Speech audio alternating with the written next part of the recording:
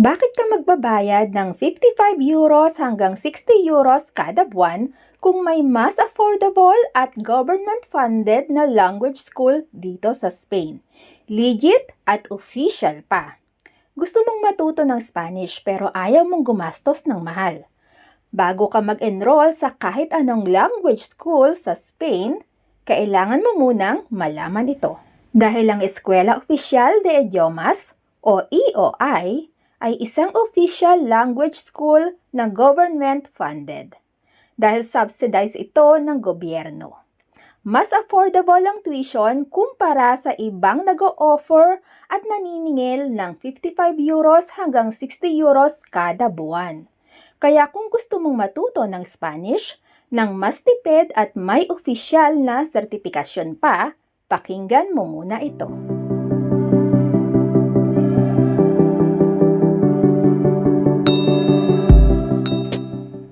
Gusto mong matuto ng Spanish dito sa Spain, pero namamahalan ka sa mga private language schools o kaya naman sa mga nag-o-offer pero kailangan mong gumastos ng €55 to €60 kada buwan para lang sa 1.5 oras isang beses kada linggo. Maraming hindi nakakaalam pero alam nyo bang may language school dito sa Spain na government-funded at official pa? Kung interesado kang mag-enroll sa Escuela Oficial de Idiomas o EOI, ituturo ko sa iyo ang step-by-step kung paano mag-register online hanggang sa pag-submit ng application. Quick reminder lang bago tayo magsimula, open lang ang application submission mula June 4 hanggang June 22. Kaya kung balak mo talagang mag-enroll, mas mabuting gawin mo na agad ang application mo para makasabay ka sa deadline. Unang-una, buksan mo muna ang website ng EOI sa iyong autonomous community. Kung nasa Madrid ka, pumunta sa Comunidad de Madrid EOI portal. Sa portal na iyan mo makikita ang listahan ng mga Escuela Oficial de Idiomas at ang enrollment information para sa kasalukuyang school year. Ngayon, ito na ang step 1. Hanapin ang pinakamalapit na EOI sa lugar mo. Kapag nasa website ka na, hanapin mo muna kung aling EOI ang pinakamalapit sa iyo. Tingnan mo rin kung nag-aalok ba sila ng Spanish para sa foreigners o ng language na gusto mong pag-aralan. Bago tayo magpatuloy at bago ko makalimutan, ano nga ba ang minimum age na tinatanggap sa EOI? Actually, ang minimum age is 16 years old pero kung nasa high school ka at 14 years old ka na, pasok ka para mag-enroll sa EOI. Another info, kung hindi mo alam kung anong level mo sa Spanish, kailangan mong mag-take ng placement test. Pero kung beginner ka, hindi mo kailangang mag-take ng placement test. Step 2, hindi ka makakapag-submit ng application kung hindi ka pa register. Kailangan mo munang mag-register. Ilalagay ko po ang link kung paano kayo makakapag-register. At para makapag-register kayo, kailangan nyong i-input yung mga information na hihingin sa inyo. Kapag nasa harap ka na ng computer mo, i-type sa iyong browser ang races.madrid.org/secretariavirtual/login/ at i-click ang Registrese aquí. Step 3, kapag successful ang registration mo, pwede ka nang mag-login. Para makapag-login, pumunta ka ulit sa browser mo at ilagay yung link address na binanggit ko kanina.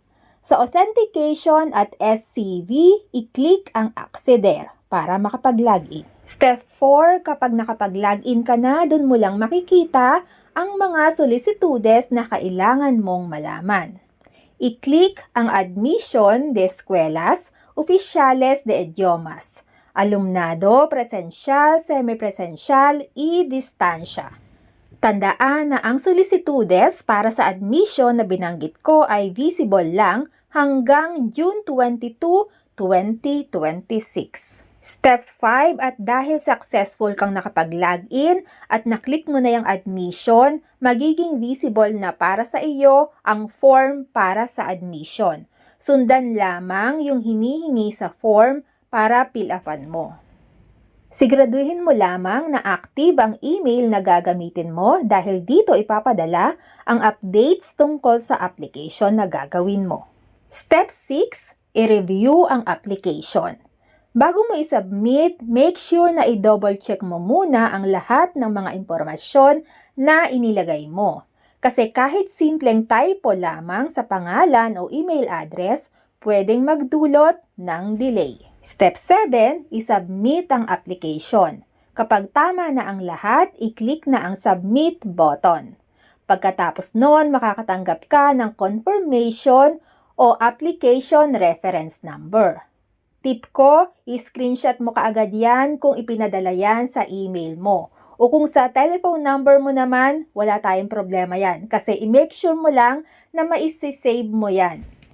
Importante na dapat mong tandaan na ang pagpasa na application ay hindi pa nangangahulugan na officially enrolled ka na. Hindi pa po.